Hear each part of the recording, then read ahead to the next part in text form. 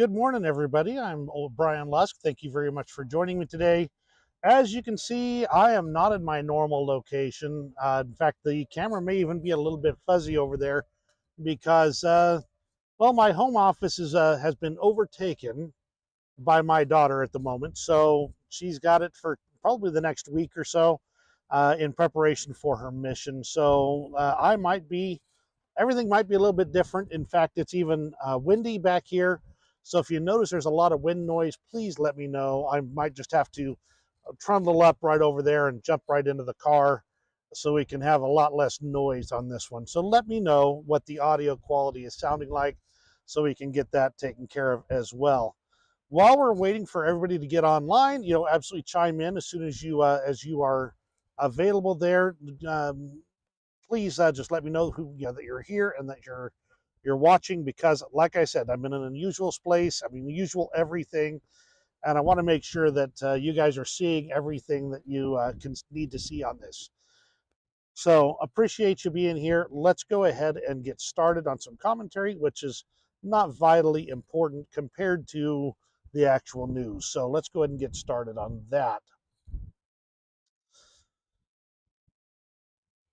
Interesting item I came across just as I was getting ready to go live today, and that is that a lot of people don't realize that the Ukraine's previous president was actually. Hold on a second. Looks like I've got a little bit of a mousing issue here. All right, there we go. Ukraine's previous president was actually impeached unanimously by the Rada and by his own party. Free and fair elections were then held. There was no coup back in 2014. So this is just kind of a reframe from what the Russian trolls like to talk about all the time. How there was a coup that caused so much issue, and that was the reason why Russia went in. No, they actually had a full-on impeachment. It was a unanimous impeachment for all the members of the Rada that were there. There's a lot more details behind that on those things that were going on at the time. I'm not going to pretend to be an expert on that. However, my research has told me that no, this wasn't just some overthrow of the government. It was an actual impeachment that happened, and that's why what Russia's using as their troll to try and get their information across. Thank you very much for chiming in, Douglas. Glad to have you here. I am, like I said, kind of working a little bit of a different setup here, trying to make sure we got everything we need. So bear with any hiccups you might see. An ally of terrorist Strelkov Gherkin openly states that the Russian army entered Ukraine in 2014 and captured part of Donbass. This is one of those other Russian disinformation operations that has happened repeatedly. And that is the idea that Russia came in there, didn't come in there, that was just a popular uprising that they supported. No, it was Russian troops. Russian troops marched in. Russian troops were part of this operation. It was not just a random, oh, yay, look, we're all just happy to want to go to Russia now. No, not at all. There's, of course, always going to be some, but not that many. Field Marshal Minnick said that Russia is a country that is directly controlled by God. And Vladimir Putin leaned into that statement, stating that, yes, if it was not so, if God was not running Russia, then how could Russia even exist? So he's basically saying that he is doing God's work at this point in time. And I'm going to let you make your own conclusions about what that means. But understand, that's the type of person that we are dealing with over in Russia now, the leader of Russia. He claims to be on a mission from God now. And is that what he really thinks? Or is that just more Russian disinformation? More support for dear leader? Then there's this little funny post here from Crimean Wind. Just because you're in the minority, even in the singular, does not mean that you are crazy. There is truth and there is untruth. And if you adhere to the truth, even in defiance of the whole world, you are not mad. And this goes into of course, this is from George Orwell, but this follows into the same thing that I have always raised to understand. One of the principles that I was raised to understand from youth, and that is that wrong is wrong even when everybody is doing it, and right is right even when nobody is doing it. So it does not matter how much how many people out there are doing the exact same thing. It does not matter that there's 100 criminals out there robbing banks. That is still wrong. Even if there's 1,000 criminals out there robbing banks, 1,000,000 criminals out there robbing banks, if it's all white collar crime that is taking money from banks through electronic means, all of that is wrong. And it doesn't matter how many people are doing it. It doesn't matter if the whole world is doing it. It is still wrong. And that is something that I just believe that we have not really internalized. Just because there's a crowd or a mob that says it's okay to do this doesn't make it okay, regardless of what it is. And that's kind of how good and evil work, is that evil wants you to believe that everybody is doing it, and that makes it right. Back in 2022, the US was convinced that Russia was going to use nuclear weapons in Ukraine, so much so that they were actually preparing for the consequences of it. That is how close it came as far as the US was concerned. The truth is that Vladimir Putin wasn't sure he could justify it. If he thought he could get away with it, he absolutely would have used them back at that point in time, especially when the Ukrainians were aggressively pushing them back at that point in time. From Anton Hershchenko, he states Europe and NATO might be closer to war with Russia than they may believe. And he calls back that right before the start of the war, when Russia was still saying, no, we are not going to invade Ukraine. We're not even preparing for it. This is just an exercise. There's nothing going on. There's no secret plot to invade Ukraine. That's just crazy talk. How could you even believe such nonsense? And yet, now that we're looking back at it 2 years later, the signs were there and the signs were obvious. And the fact that Russia lies should not have surprised any of us. However, if you really look at what Russia is doing to prepare, they've been preparing their population for war with the West, not just with Ukraine. The rhetoric is all about war with NATO, that they have to crush NATO because NATO is this critical threat to Russia. That ignores the fact that people join people join NATO voluntarily.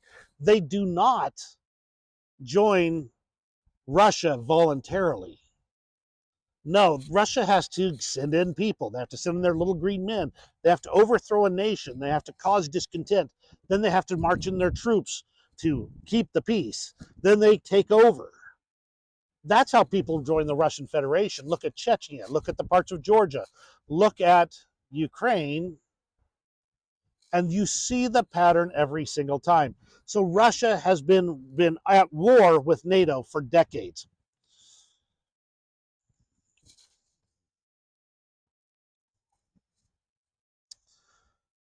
Here's another one that I kind of wanted to bring to your attention.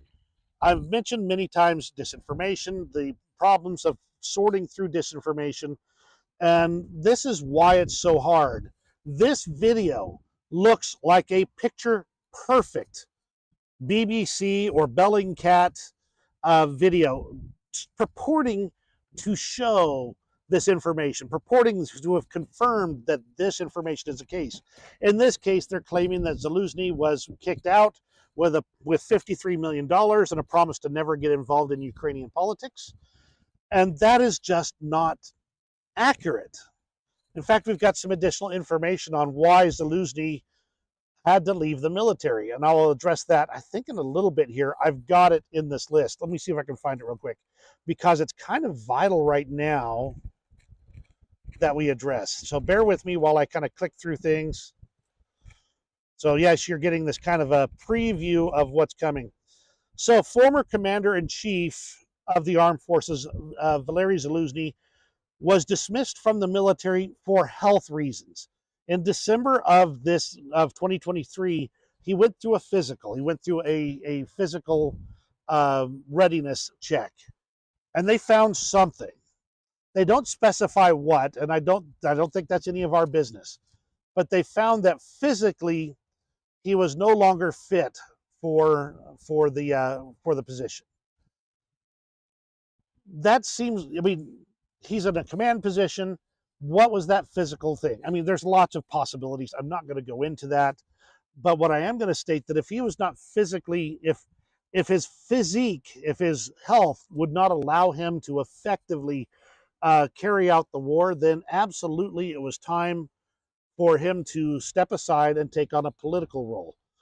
Maybe it was a risk of heart attack or stroke or something like that. I don't know. But either way, that's the reason why this whole thing started. And Zelensky took the opportunity to go ahead and reshuffle some things and start some new, fresh thought on the front lines at the same time. It was not some deep-seated plot, and those that are believing that it is, of course, I'm going to make this statement, and somebody's going to say, "Oh, of course you wouldn't believe that." Well, you know what? The proof is in the pudding, and I've got multiple sources saying that there was a medical issue, not a falling out in that area.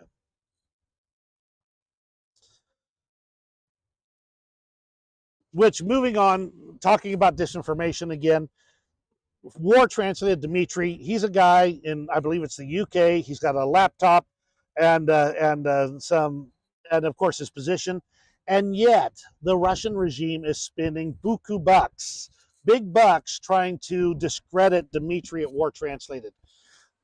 They cannot afford anybody to put out accurate information about this war. The Russians cannot, because the more accurate information people receive, the more they support Ukraine.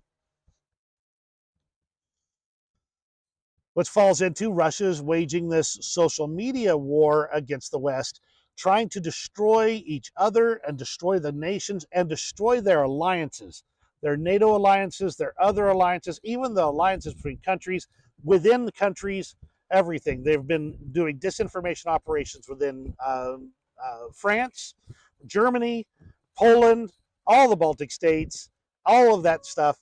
They are at war with the world, even if the world doesn't want to admit it.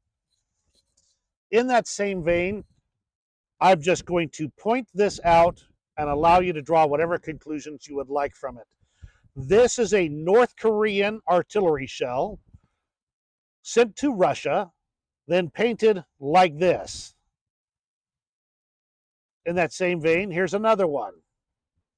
Again, North Korean shell sent to Russia and painted like this. Make your own conclusions from that. And that's kind of my commentary period. I'm not seeing any complaints about the audio. In fact, I'm seeing a positive on it, which kind of indicates that I think we're in good shape to continue on. And we can continue on to the real meat of today, starting with Pope Francis, who has said that Ukraine should have the courage to negotiate peace with Russia. And he was really, this is controversial. The phrasing that was used indicates that he said that Ukraine should have the courage of the white flag and come to a negotiated settlement with Russia. But the real interpretation is, don't be afraid to negotiate before things get worse. And the thing is that Ukraine is not in this for just, they're not in it for the giggles. They were not the ones invading Russia. Russia marched into Ukraine. Russia triggered this situation. Russia caused the issue. And if Ukraine says, "No, what, we're gonna roll over at this point and raise the white flag," there will be no Ukraine. That is part of Russia's plans. Anything that is left with the blue and yellow will can be basically a vassal state to Russia. This, of course, caused some real consternation here. Zelensky stated, "Russian murderers and torturers are not moving further into Europe only because They are being held back by Ukrainians with weapons in their hands and under the blue and yellow flag. As they also stated, not all white flags are as what they seem. As you can see in this case, the white flag looks like it's backed with the Russian tricolor. So the Vatican went into a bit of damage control mode, saying that he used the image of the white flag to indicate a cessation of the hostilities, and to encourage a truce and encourage negotiations. He was not meaning that Ukraine should surrender. Yeah, and so it really but the problem is really that the Vatican and the Pope in particular have been repeating Russian propaganda items. Mostly that's the real consternation right there, is that it appears that the Vatican, at least in this case, is on Russia's side rather than being neutral in the matter. So interesting to see. And that's kind of what happened with the Pope, you may have seen as you've gone through the news. Moving on to St. Petersburg, the airport in St. Petersburg actually went into what they call carpet mode, meaning they had no flights in or out. This looks like it was triggered by a series of drone attacks. So let's take a look at some of this. There was a fire on the Gorilovo production zone near St. Petersburg's airport, Volkovo. And that appears to be what stopped all the flights in and out. The more we've seen on this, though, the more it appears that the actual cause of it was a series of drone strikes that were taking place in the area. There was this severe fire, and it may have been even caused by drones, but overall, the people are interpreting this, according to the best information available, is that there was air defense working in the area, and that there were drones that were attacking St. Petersburg itself. In the end, the final conclusion is that whether the drones caused the closure of the airport for that time or not, this fire is what is being pegged as the cause, and that is overall the situation in St. Petersburg. Let's go ahead and move on to the situation in Ukraine itself. From the Defense Intelligence Update from the UK, Ukraine has almost certainly accelerated the construction of defensive positions on several areas of the front line.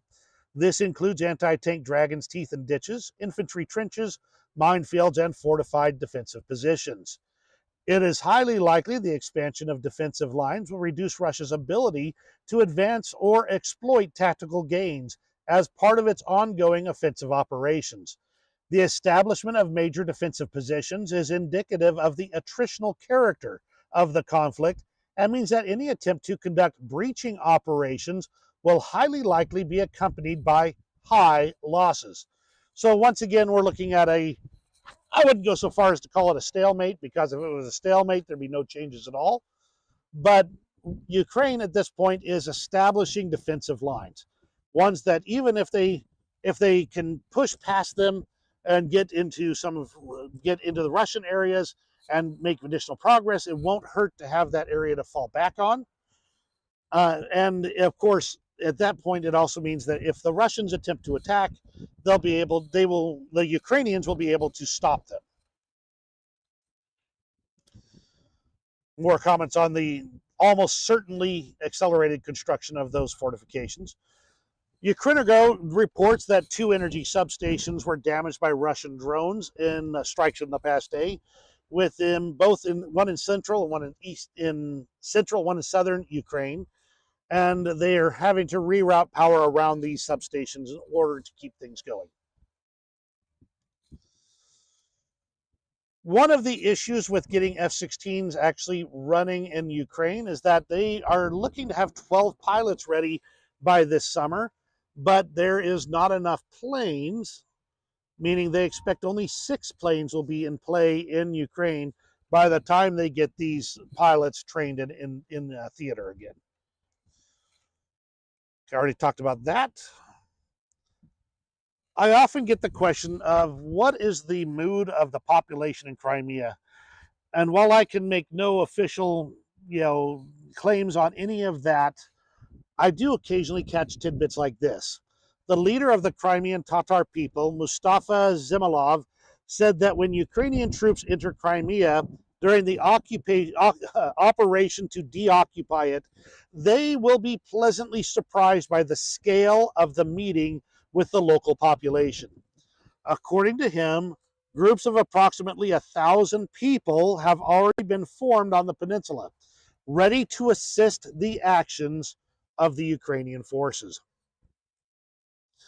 He also added that even though there are some people who believe Russian propaganda, they are reducing, fewer and fewer, with most Crimeans disappointed in the situation. Interesting to see at least this perspective on it.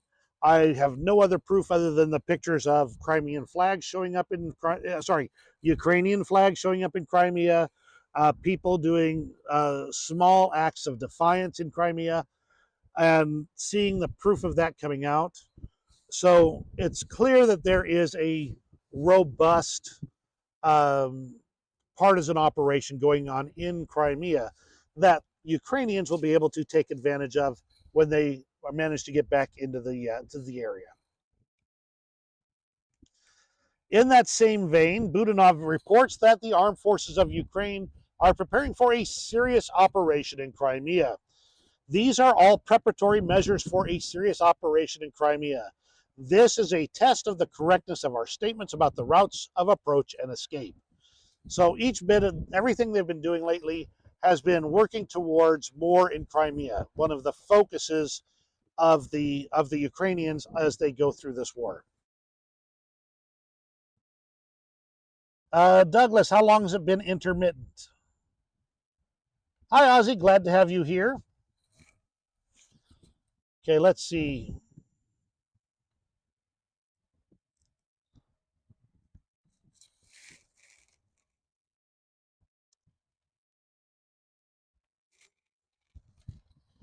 I see your report there, Douglas. Let's see if I can take a look at what's going on here. Bear with me a moment.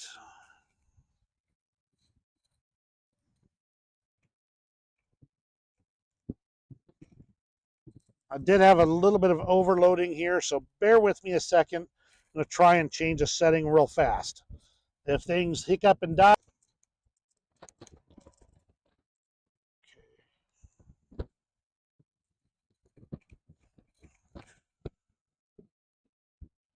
All right, I might be back. How are we looking so far? I had to make some adjustments to to my settings here real fast. A lot of this stuff is just kind of put together because, like I said, I'm not doing it from my normal place here. So bear with me as there's any hiccups that show up, and keep me posted. Thank you very much for letting me know, Douglas. Let's see, we can probably run back to probably right about there and pick up from right here. One of the problems with getting F-16 operational in Ukraine is that there could be some real issues with the hold on a second. I can see that I've got a black screen. Let's go ahead and change that up.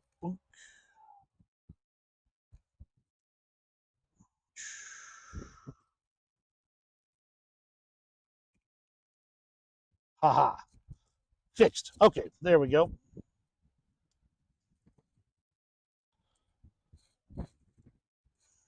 Should be ready to rock and roll again. Dang it.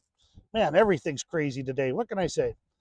I've only got so many hands over here. I wish I had like a staff that could help me out, but it's just me over here. All right, great. Glad to hear it's better. All right. Oh, and Ozzy, in case you didn't hear it, glad to see you're here. Appreciate you showing up. So, 12 Ukrainian pilots will be ready by June, but only 6 F-16s will be in theater at that point in time. So, there are some issues with getting things delivered and ready, but at least it'll be a start. Already talked about that. Let's see, let's move on to this. Okay, so Crimean Tatar people. I'm just trying to talk about this. I'm going to assume I didn't get all of it through. One of the indications that I'm seeing that there's a real chance for Crimea to return to Ukraine is greater indications that there are people in Crimea that want Ukraine to return.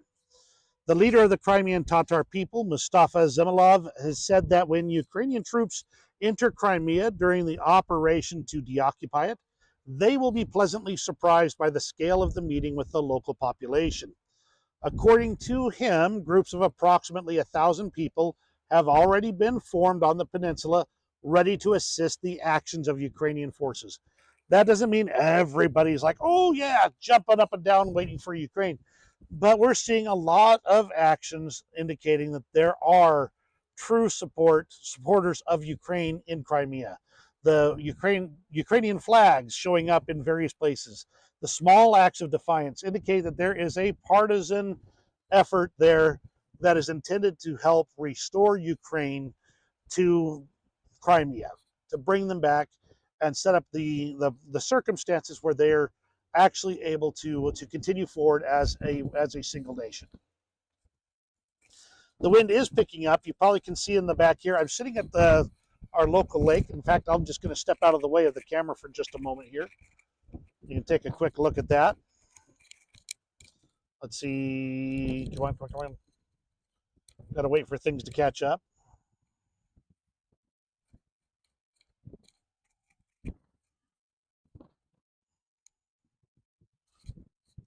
There we go.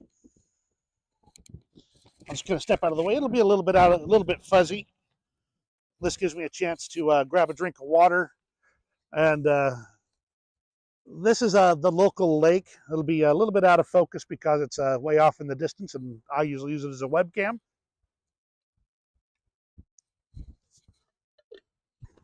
This is definitely not my property. This is actually the local drinking water lake.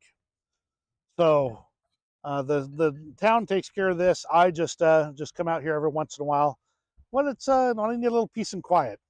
Today it's a little bit windy, so not exactly a lot of peace and quiet in that regard, but it is beautiful out here. Absolutely a gorgeous day.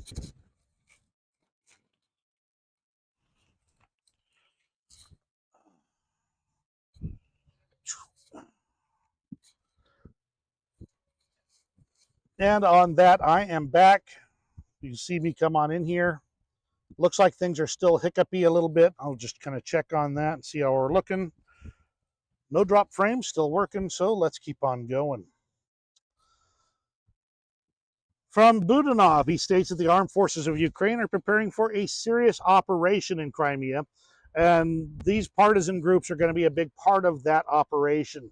So they're doing all these preparatory measures to do this new operation. They're testing their procedures for getting in and out, routes of approach and escape, and we will see more and more of this, I think, as summer comes nigh. Let's go ahead and move on to news out of Russia. From the Defense Intelligence of the UK, on the 1st of March 2024, Russia introduced a 6-month ban on gasoline exports to stabilize prices in the domestic market amid rising demand. Russian government resolution number 243 on 29 February 2024 restores the export embargo that had originally applied from 21 September 2023 to 17 November 2023. It is likely that Russia's refining capacity has been temporarily reduced by multiple Ukrainian uncrewed and aerial vehicles strikes against refineries across Russia. The export ban will relieve pressure on supplies and enable Russia to make repairs to its refineries. Repairs are likely to take longer than normal as Western sanctions have prevented the import of some necessary components. The Russian government will be particularly sensitive to rising prices for gasoline and other commodities in the run-up to the March presidential election, which, by the way, should be happening in a few days here. A fire broke out at an oil depot in Kursk Oblast. There was a Ukrainian drone shot down over the grounds, according to, of course, Russia. A Russian student was put into jail for 10 days for renaming his Wi-Fi network to Slava Ukraini. That was really, it just shows that the Russians are not having a sense of humor about anything that anybody is doing in their country right now. They're hard locking down on anything that looks like dissent.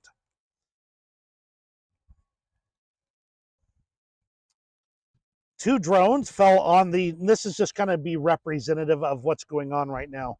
2 drones fell on the territory of an arsenal with ammunition in the village of Kotluban in the Volgograd region during a massive attack on the night of March 8th.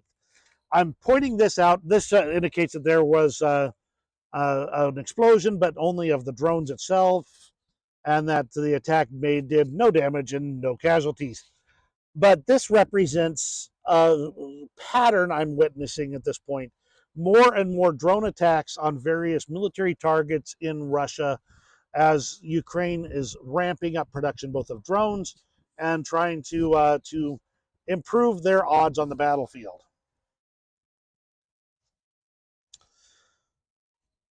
In a different vein, now that the Black Sea Fleet is being aggressively targeted by Ukrainian forces, the Russian commander-in-chief of the Russian Navy, Admiral Nikolai Evmenov, was dismissed, and he was appointed the acting commander of the Northern Fleet as well. Sorry, it looks like acting commander of the Northern Fleet, Alexander Moiseev, was going to be replacing him. So interesting to see. It means that Russia is not happy with what's going on with the Black Sea, and they should be careful about that whole situation. I caught this one, and I'm just going to share it as kind of a pattern of things I see happening in Russia. The FSB regularly fabricates criminal cases showing vague videos of arrests as evidence. This time, the intelligence service was unlucky. One of the defendants in this case was able to go abroad and tell how participants in a friendly chat ended up being labeled as terrorists. The 5 friends were chatting on Telegram. Then they were captured by the FSB. A minibus pulls up. They handcuff him, drag him into the car, and put a bag over his head. While they were transporting somewhere, they stuck tape on their fingers, which is how their fingerprints show up on objects and things like that. He was kicked, shocked, and forced to testify against his friends and sign documents slandering himself, admitting they were preparing a terrorist attack and that they made Molotov cocktails. This is after he held out and refused to actually sign these documents and make these testimonies. But in the end, they threatened his family, and that put him over the top, and he signed all the documents. This is Russia's pattern. And if they cannot find a crime, they make one up. That's where Russia's going, and where Russia has been, I should say. Follow up on the attack on the Taganrog aviation plant. There were at least 2 drone strikes, and while these pictures are kind of hard to see on, especially on this screen, the damage is basically over here across the top of this building, where it is likely an A-50 may have been. Now understand that's a may have. There's no confirmation on that. There's also some damage in the bottom left corner right in this area right here. And the overall situation is that we don't know if a plane was damaged during this or not. We do know that the plant itself was damaged. A mass rally in support of Putin was held in Chechnya. Here's a couple of pictures of it right there. According to authorities, 150,000 people took part. However, if you read a little bit farther, you find out some more interesting details. People are not told why they are being gathered on a day off, but according to our information, students and teachers are being gathered to hold a rally in support of the elections in Putin, as well as for election campaigning. So this is how you get pro-regime demonstrations. You round up all the people and say, you're going to be doing something.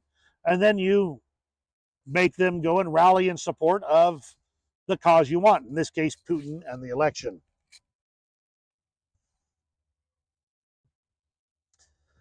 After Tucker Carlson made such a big deal about a single subway station that was all fancy and had fancy gold inlay and fancy lamp chandeliers and all that kind of stuff, the ceiling of a railway station collapsed in Irkutsk. This happened at the Akademichkaya station, with no additional information at this point. However, that's the quality of these types of railway stations when it's not in the middle of Moscow.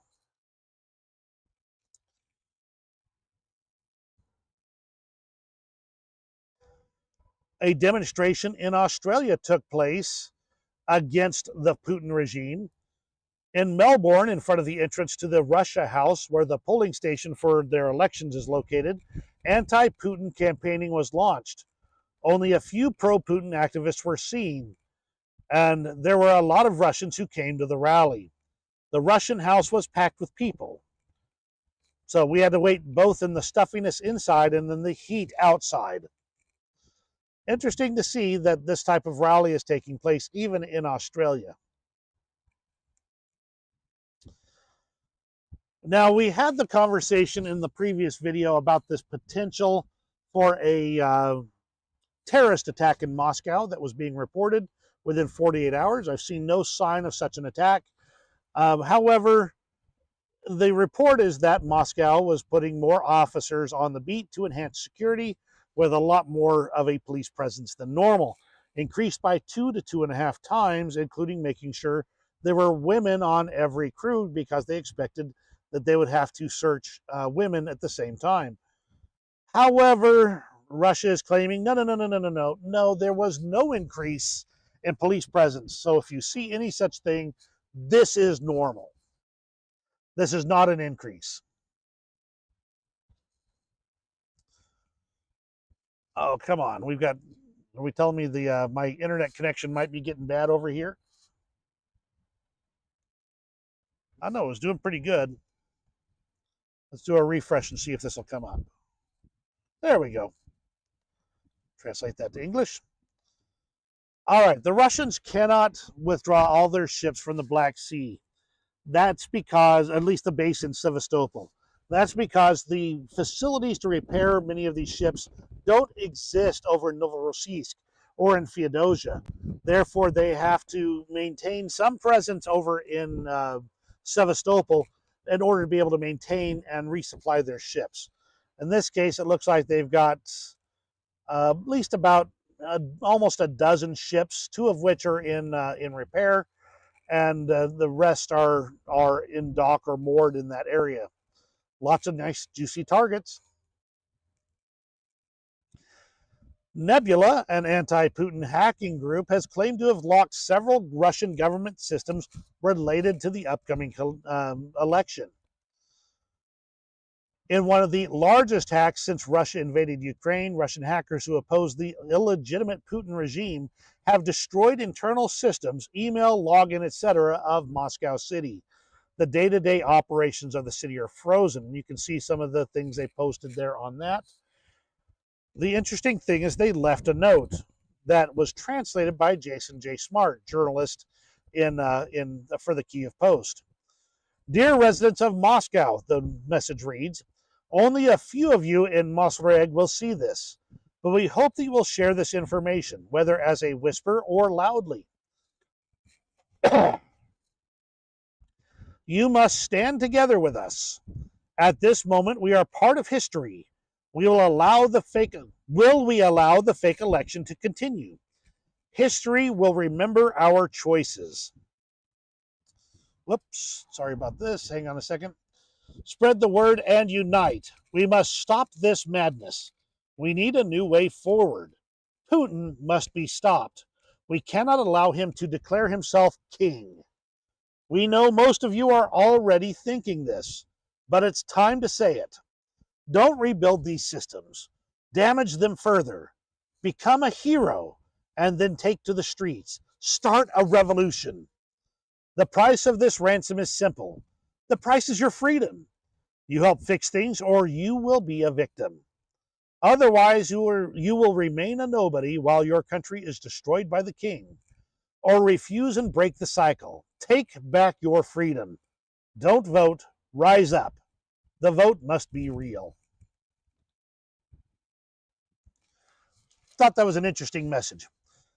In an unrelated vein, since the war started, Russia has lost 90% of their orders for launching satellites into space. Interesting to see the world kind of start to isolate Russia and use other sources to get their tasks done.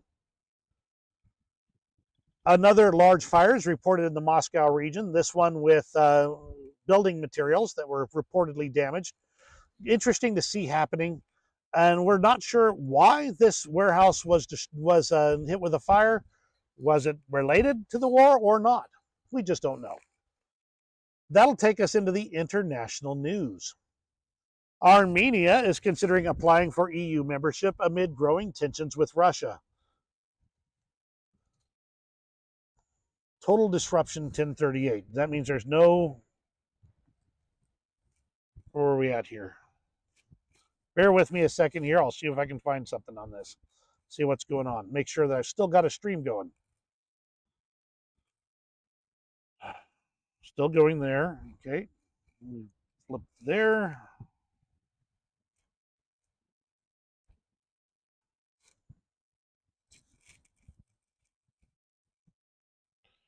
Okay.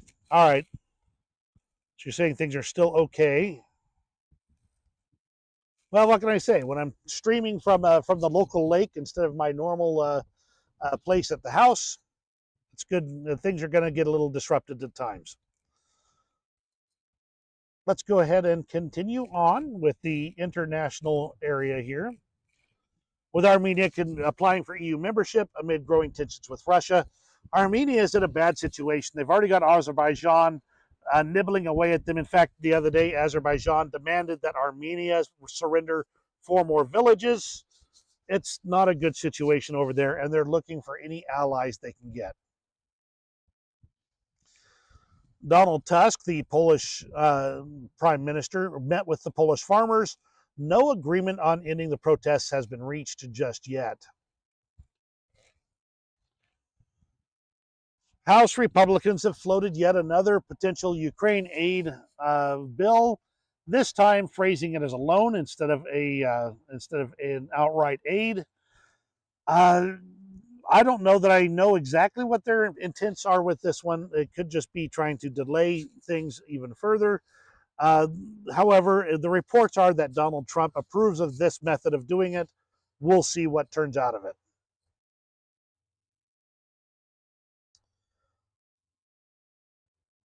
Ukraine is firing up negotiations with European and American aviation regulators, hoping to resume actual air service into part of Ukraine. We will see if they can pull this off. That'd be good for Ukraine to be able to pull that off if they can. There are reports that Russia produces about 250,000 artillery shells per month, nearly 3 times more than the US and Europe combined. Now, there is some misleading aspects to this. I believe that the US and Europe number is only for 155 millimeter artillery shells, whereas the Russian one is for all types. But even so, it indicates that the Western powers are still not getting their war face on when it comes to production. The Czech Republic says those 800,000 shells will be delivered to Ukraine within the coming weeks. So it looks like they've got that everything set up, as long as there's no, as he says, fundamental problems. Okay, already talked about that.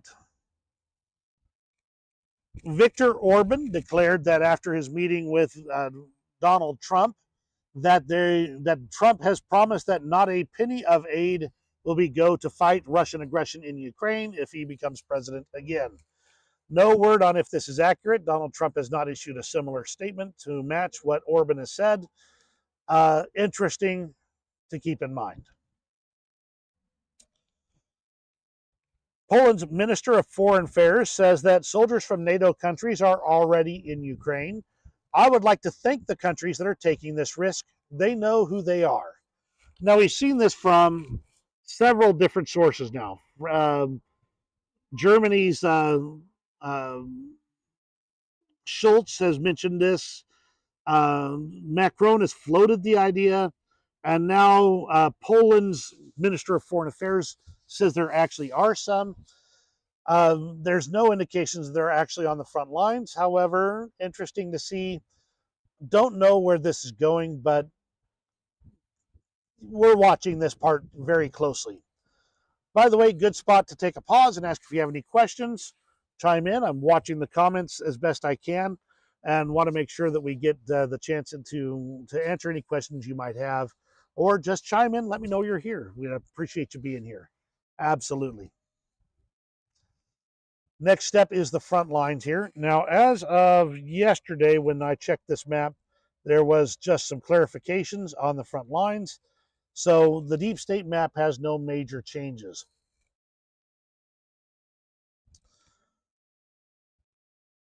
That is not to say there are not some things going on that you want to know about on the front lines.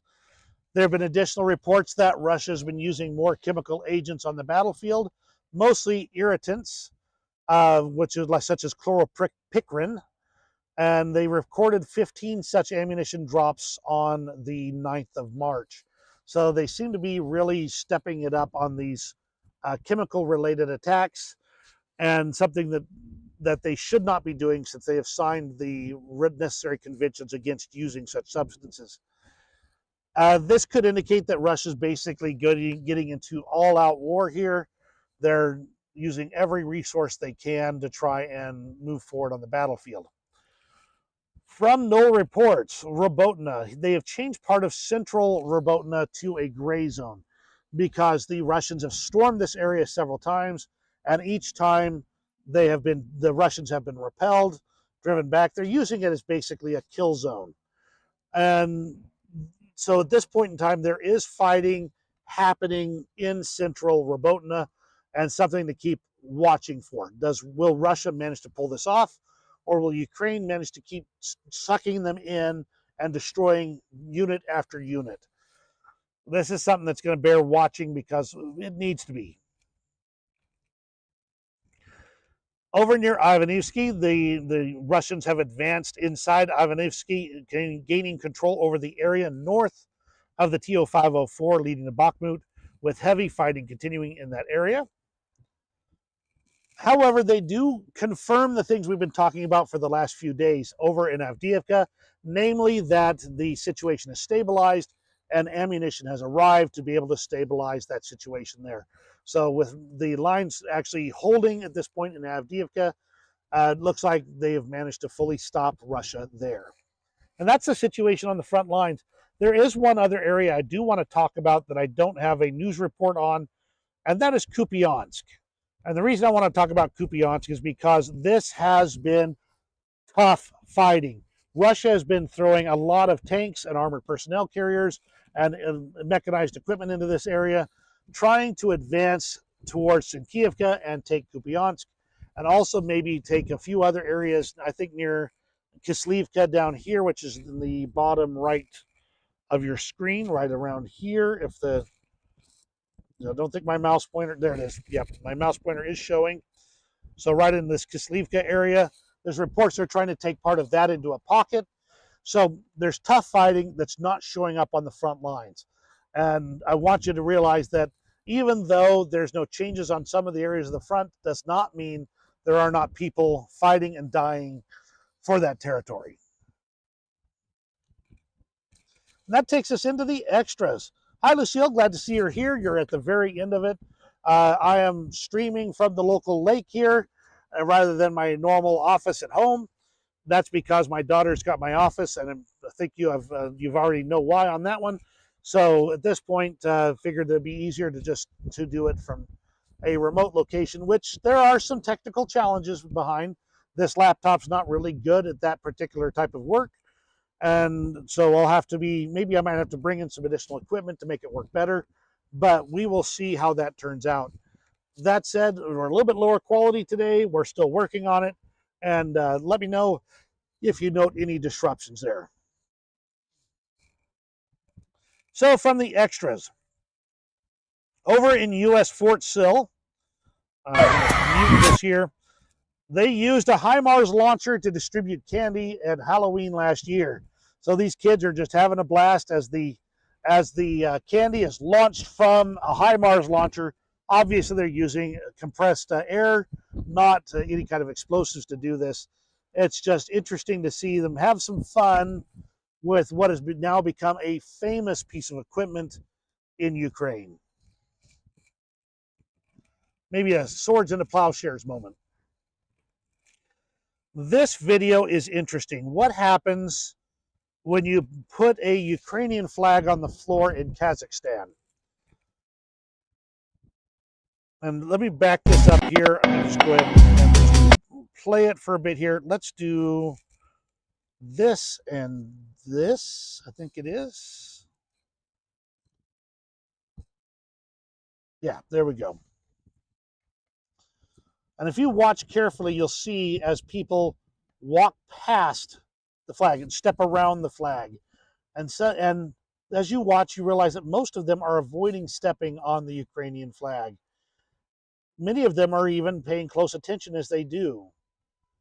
And it's clear that there's more to it than just, avoiding stepping on something. And here at the end, you can see them actually picking it up and taking it away or putting it somewhere safe. Quite the heartwarming bit for a Russian-controlled area such as Kazakhstan.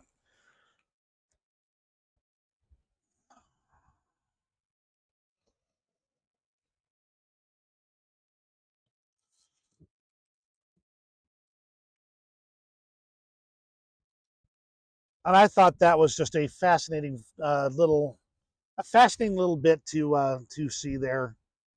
I think that the desire for freedom is stronger than dictators believe it is. That people recognize when there is a symbol that stands for something more than just the average thing that's going on. So there's more going on than they want you to believe. More positives. Here is just a quick video here I thought I'd share with you with a soldier and his cat. How he got this cat to happily wear these uniforms, I will never know. If I tried to do that with my cat, I'd end up with more lacerations than you could believe. But it just looks like they have fun together and are just enjoying each other's company and having fun. Love me some cats. What can I say? And that's pretty much everything for today. I do realize this is a little bit unusual for setup, and this will be only for this week here. A little bit more ad hoc, as Ozzy says. And I realize this is not as shiny as I've been kind of, as he says there, not as shiny as I've been kind of getting the production up to. But understand that I am passionate about freedom. And that means that sometimes I'm going to be doing weird things like sitting at a lake instead of at my normal desktop computer. So I can do these types of streams using my cell phone as an internet connection. And it's no sacrifice. It is none. And I don't want anybody to think that's what I'm claiming. It just means that sometimes you got to put in some extra effort to make sure that that you're talking about things you're passionate about. And I am passionate about freedom for people across the world. And that's everything for today. Thank you very much. Thank you very much for joining me. I do really appreciate it. I hope the audio wasn't too bad. I had to kind of get through a few technical hiccups and glitches to get things working properly. Woo, get the tie flying here. And hope that you're able to hear everything all right. I've got my back to the wind to block the air from hitting this microphone too much. And overall, it's just a little bit of a fun change of pace, a little fun change of view. You can see the lake behind me here. And so just understand that I appreciate you very much, and I'm glad you're here. So hit me with that thumbs up if you appreciate today's video, even with all the technical glitches. Subscribe if you're new here, absolutely, because we'll be doing a lot more on the Ukraine war and a lot more on U.S. politics as time goes on. You have a great rest of your day, and we'll see you on the next video.